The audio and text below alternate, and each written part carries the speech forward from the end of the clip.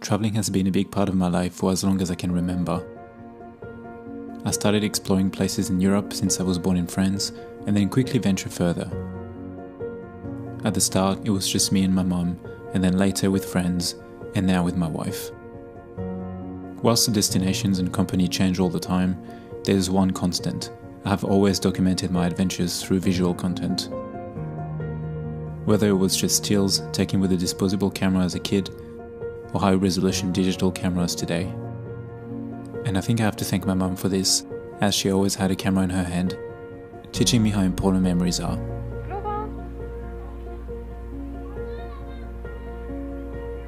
As I film and photograph more and more over the years, I started developing a style without really noticing it, greatly influenced by the huge amount of movies that I was watching. I've always had the preference for landscape, quiet moments, and wide vistas. I feel lucky that today I can make travel a part of my job, being a freelance filmmaker and shooting around the world.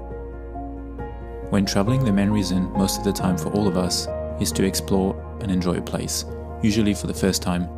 And of course, the experience is the most important part, but traveling doesn't mean that carefully crafted images can't be achieved when on the go.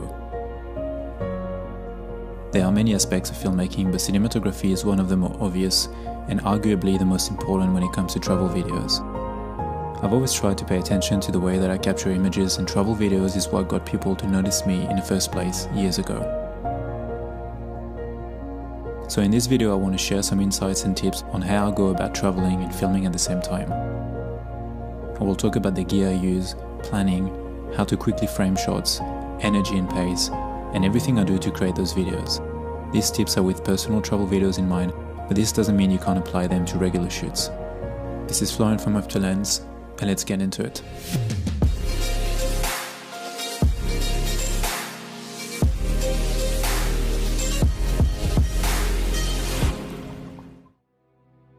So first of all, planning. Before you even start shooting, it helps having an idea of what you actually want to capture. This will save you time and stress when you're actually traveling and later editing.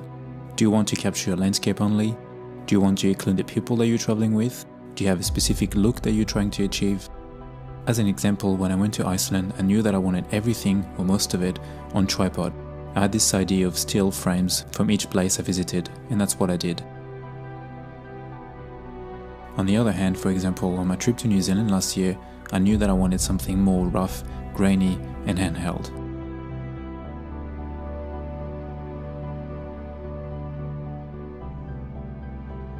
Location and gear.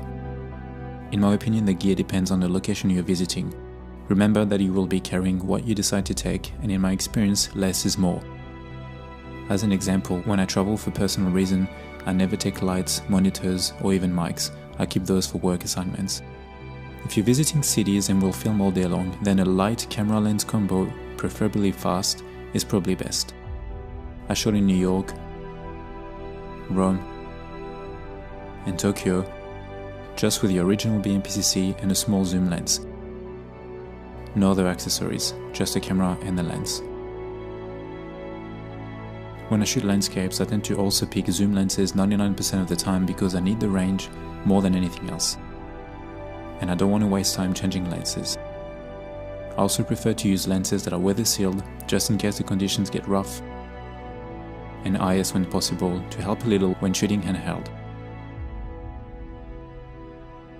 For me, the best travel lens for Micro Four Thirds systems is the Lumix 12-35 2.8. When it comes to EF or Super 35 sensor, I would pick the Canon 16-35 f4 IS or the 24-105 f4 IS, depending on your style and destination. Both offer good range, weather sealing, and stabilization. They however lack the low light capabilities, but to be honest, these days cameras are pretty good and shooting at high ISO is not an issue anymore. Obviously, depending on what system or brand you're using, the focal length might be slightly different. When it comes to cameras, as you know, I shoot most of my content on a BMPCC 6K now. Great dynamic range, flexible EF mount, plenty of resolution, and still fairly small to travel with. I would say though that the BMPCC 4K is a much better travel camera, and if travel is your main genre of shooting, then go for it. It is much lighter, smaller, and retains all that makes the 6K version a great camera. If you want to be able to take stills, then the EOS R is a great option with awesome autofocus and better weather sealing. I used it when I was in Antarctica when the weather got a bit intense. If I know that I will be hiking or walking a lot, then I will try to shoot everything handheld. That's when IS lenses come in handy. However, if we are driving around and have access to the car easily, then I will usually leave a tripod in the back of the car just in case when I need to shoot wide establishing shots, for example.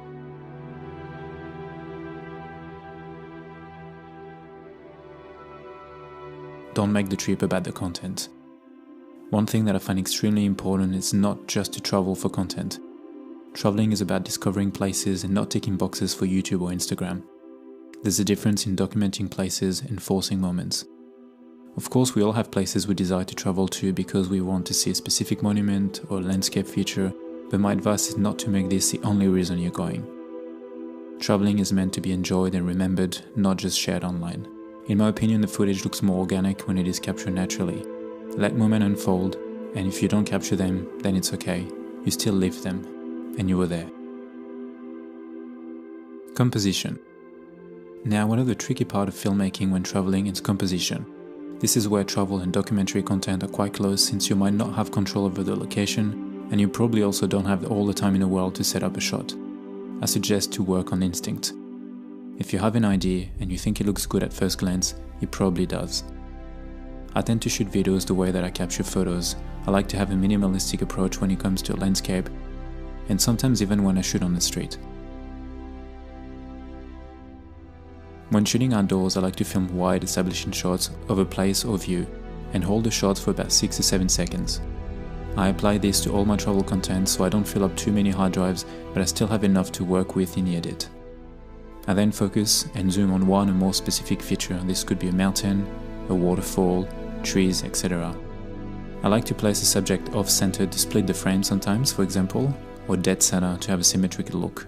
I often switch between the two throughout the same trip, as you can see here on this footage from Hawaii.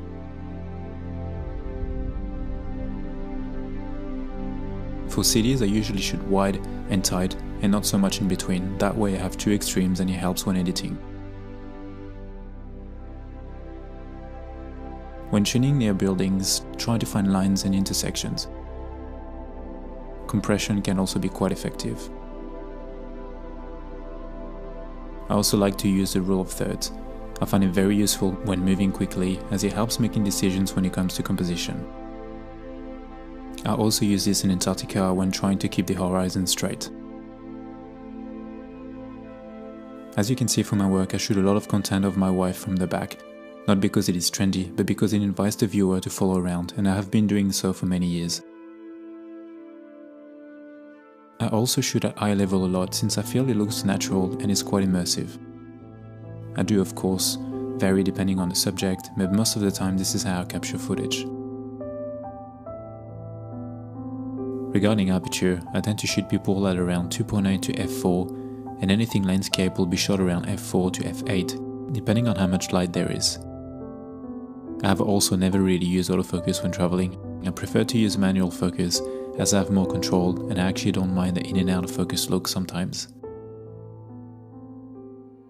Energy and pace. Just because the internet is full of fast-paced transition videos doesn't mean that you have to. I always struggle to be immersed in a video when all I can think about is how heavily edited it is.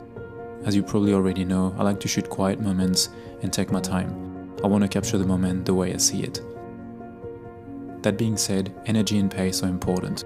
It is helpful to split your shots in different categories when it comes to movement, for example.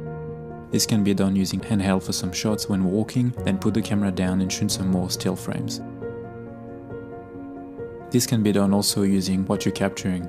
You can follow a vehicle, for example, or a person. When I was traveling in Italy, I filmed some shots looking up and spinning slightly, alongside handheld and stable shot to be able to break it down in the edit a bit. Drone shots are also a very good way to give your video something extra. It helps transitioning from one place to another, for example, or to establish locations. Another way to introduce a certain look or feel is to use slow motion. It can be quickly overused, but I found it very helpful when shooting handheld and it can make a simple shot much more interesting. If you're traveling near water, then it will definitely help the footage, as waves in normal motion can look a bit weird. Music choice will also greatly impact the vibe of the video. Sunrise and sunset. When it comes to travel, natural light is usually the main source of light. I feel like shooting travel videos help me a lot when I now shoot documentaries, as you usually have to make do with what you have. In order to get the best light, shooting at sunset or sunrise will give you the best results. I prefer sunrise because it is usually quiet and you can get this blue hour look, especially in winter. I often get asked how I got some of my shots from a Japan video with so few people in it, and it is purely because I made sure to wake up very early on some days so I could film properly. Also, depending on who you're traveling with, they might not want to wait for you all the time when you're filming. By waking up early, you're allowing yourself some quiet time to film and can spend the rest of the day enjoying people's company and travel without having to think too much about how to capture the place when the light is too harsh. Don't forget to look with your own eyes. Something that I've always done, and it might sound a bit silly, is that during my travels I have always taken a few minutes here or there to fully appreciate what was in front of me.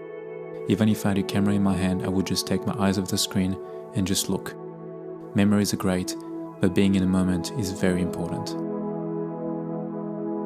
I am lucky that my wife also shares the same passion for filmmaking, photography and travel, as we get to experience those places the way we want without compromising and find a good balance between content creation and regular travel. I hope this video was helpful to you and that you got something out of it. Let me know if you have any questions. Don't forget to subscribe. As always, thanks for watching and I'll see you in the next one. Bye.